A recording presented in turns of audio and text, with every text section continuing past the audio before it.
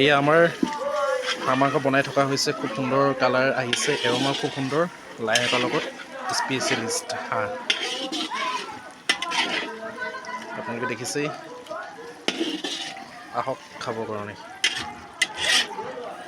কেনেকুৱা হৈছে? খুব সুন্দৰ হ'ব চাগে। সুন্দৰ সুন্দৰ সুন্দৰ কি সুন্দৰ। এতিয়া ঠাণ্ডা বতৰত হাঁহ মাংস কোনে পায় আৰু।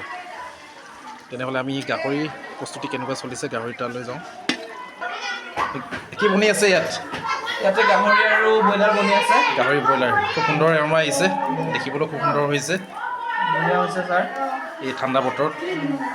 আৰু এইফালে আপুনি ইয়াত কি? মই আদা পিঁয়াজ গুচাই আছোঁ।